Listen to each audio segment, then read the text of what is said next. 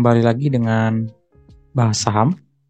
Pada kesempatan kali ini, saya akan mencoba membahas mengenai saham Bank Danamon Indonesia atau BDMN. Seperti biasa, langsung saja untuk kinerja dari emiten ini langsung saya sajikan dari tahun 2018 sampai dengan tahun 2022. Nah, di tahun 2018 dia mencatatkan laba bersih sebesar 3,9 triliun dan di tahun 2019 meningkat menjadi 4,073 triliun. Kemudian di tahun 2020 menurun menjadi 1,007 triliun, di mana penurunan ini mencapai 75%. Dan di tahun 2021 terjadi peningkatan menjadi 1,573 triliun, meningkat 56% dari tahun 2020. Dan di tahun 2022 labanya meningkat cukup pesat menjadi 3,3 triliun. Artinya di sini ada kenaikan laba sebesar 109%. Hal ini menjadi hal yang menurut saya sangat menarik untuk emiten ini karena labanya sendiri sudah hampir mencapai laba di tahun 2018, di mana kinerjanya cukup bagus. Kemudian untuk ekuitasnya, tahun 2018, emiten ini mencapai 41 triliun, meningkat di 2019 menjadi 44 triliun. Di 2020 menurun 4% menjadi 43 triliun. Di 2021 meningkat menjadi 44 triliun dan terakhir di 2022 menjadi 46,8 triliun. Ada peningkatan sebesar 5,17%. Sehingga untuk rata-rata kenaikan ekuitasnya dari tahun 2018 sampai dengan tahun 2022 mencapai 3,3% setiap tahunnya.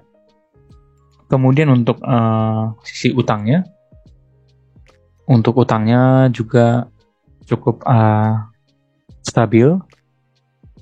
Karena emiten ini merupakan emiten perbankan, jadi cukup wajar bahwa utangnya cukup meningkat ataupun cukup signifikan, berada di angka 140 sampai dengan 150 triliun. Nah, untuk emiten ini hanya mencatatkan sekali penurunan kas, yaitu di tahun 2019 mencapai 5,8 triliun. Dan emiten ini dari sisi kas akhir tahunnya dia cukup bagus, teman-teman. Dia mencapai 19 triliun di tahun 2022. Nah, kemudian untuk nilai ROE-nya, untuk emiten ini di tahun 2022 mencatatkan nilai ROE sebesar 7,05%. Angka ini sudah mulai mendekati angka ROE di tahun 2018 dan 2019. Artinya ada perbaikan kinerja dari emiten ini dari tahun 2020 pada saat pandemi menyerang perekonomian ataupun menyerang kegiatan aktivitas ekonomi di seluruh dunia. Untuk rata-rata ROE-nya itu berada di angka 6,3%. Dan atas dasar data keuangan tadi, si emiten ini memiliki nilai PBV 0,64 dan nilai PER 9,1. Itu berdasarkan harga rata-rata di tahun 2022. Nah, sekarang kita coba lihat di harga pada saat video ini dibuat berada di angka 2.790. Jadi langsung saja saya ganti menjadi 2.790. Nah, di sini kita bisa melihat untuk PBV-nya berada di angka 0,58 dan PER-nya berada di angka 8,26. Sehingga berdasarkan data historis tadi, untuk book value dari emiten ini seharusnya berada di angka 4.792 dan untuk PER-nya berada di angka 3.378. Untuk kombinasinya, harga yang diharapkan dari emiten ini berada di angka 4.085 seharusnya.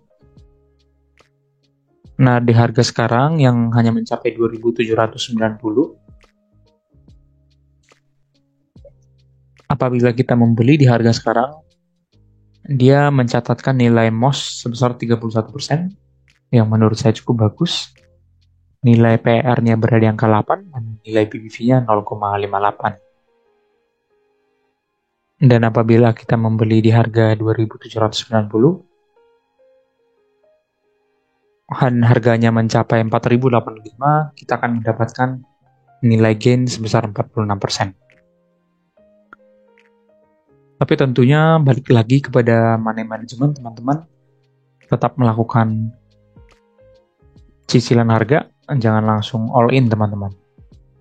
Nah, kemudian untuk data historis tadi, saya juga melakukan analisis lanjutan untuk menentukan harga wajar dari harga rata-rata si emiten ini dari tahun 2018 sampai dengan tahun 2022. Nah, di sini untuk PBV wajarnya, rata-rata PBV dari tahun 2018 itu berada di angka 0,97 dan untuk TER wajarnya seharusnya berada di angka 17,11. Nah, atas dasar data ini, seharusnya emiten ini berada di harga wajar 5.206. Dengan nilai MOS 46% lebih tinggi dari nilai MOS analisis yang pertama tadi. Nah, dengan membeli di harga sekarang di 2.790, kita akan mendapatkan kemungkinan profit sebesar 86% apabila dia mencapai harga wajarnya di 5.206. Nah, secara umum, kita bisa lihat di gambar berikut, untuk ekuitasnya itu memang cukup mengalami peningkatan yang bagus sampai dengan tahun 2022. Dan dari sisi laba bersihnya, memang di tahun 2020 itu menurun drastis, tetapi di 2022 dia sudah menuju laba yang pernah diraihnya di tahun 2018 dan 2019. Artinya apa? Emiten ini kinerjanya cukup baik, teman-teman. Untuk kas akhir tahunnya juga meningkat dari tahun 2019 ya, teman-teman. Jadi ini cukup bagus menurut saya. Kemudian dari sisi sentimennya, di sini banyak media memberitakan bahwasanya untuk BDMN atau Bank Danamon ini rutin memberikan dividen, teman-teman. Kemudian untuk peringkat utangnya juga cukup baik. Di sini Fitch memberikan peringkat Bank Danamon itu berada di BBB atau AAA. Artinya resiko untuk default atau resiko gagal bayar dari emiten ini cukup rendah, teman-teman. Jadi ini cukup bagus. Tentunya untuk sentimen berikutnya dari laba bersih emiten ini yang cukup meningkat signifikan ya, teman-teman, di tahun 2022 yang sudah mencapai hampir mencapai laba bersih di tahun 2018. Nah, apabila kita lihat dari data historis tadi, dengan nilai laba bersih mencapai hampir 4 triliun, harga sahamnya mencapai harga di 6 ribuan, teman-teman. Jadi apabila kita lihat dari data di tahun 2022 sendiri, untuk nilai laba bersihnya sudah hampir menyamai laba di tahun 2018, tapi kita lihat untuk harga sahamnya masih cukup jauh dari harga di tahun 2018, bahkan di tahun 2019. Nah, ini peluang yang cukup menarik menurut saya, dan disinilah letak menariknya emiten ini di saat harganya masih jauh dari harga yang seharusnya bisa diraih emiten ini. Oleh karena itu tadi kita bisa saksikan di sini untuk nilai MOS-nya atau nilai MOS-nya dan juga harga wajar atau harga yang diharapkan dari emiten ini masih sangat-sangat jauh dari harga pada saat video ini dibuat, yaitu di angka 2.790. Nah, disinilah peluang dari investor retail atau investor kita semua bisa masuk dengan mencicil di harga sekarang, dan apabila nanti emiten ini turun, dan bisa dilakukan pembelian tambahan.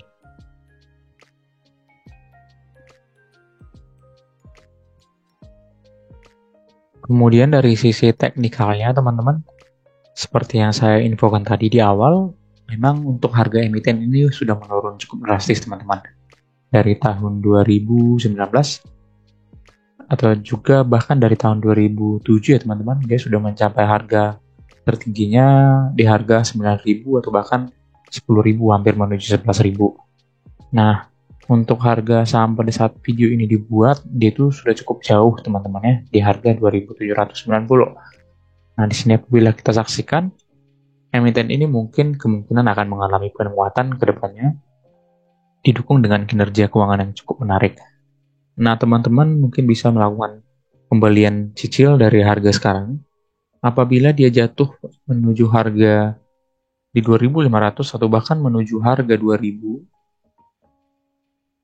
teman-teman disarankan tetap membeli saja apabila tadi kinerja keuangannya itu masih cukup menarik, teman-teman. Mungkin nanti teman-teman juga boleh melihat pembuktian di tahun 2023 kuartal pertama apakah laporan keuangannya tetap mengalami kenaikan performa atau bahkan mengalami penurunan. Nah, dari sisi teknikalnya untuk saham ini sebenarnya masih bisa dibilang harga konsolidasi, teman-teman. Jadi dari tahun 2020 semenjak pandemi, harga sahamnya masih di situ-situ saja. Nah, ini saatnya teman-teman sebenarnya melakukan akumulasi. Apabila sahamnya turun menuju harga 2.500, 2.600, mungkin bisa dilakukan penambahan kembali untuk pembeliannya. Tentunya kita akan mengharapkan harganya nanti akan menuju ke harga 4.000 atau bahkan 5.000 seperti yang kita analisis tadi. Baik, mungkin sekian teman-teman pembahasan saya mengenai saham Bank Danamon. Tadi saya sudah menjelaskan beberapa kriteria atau indikator bahwasanya untuk performa sendiri Bank Danamon ini cukup bagus dan cukup menarik, teman-teman.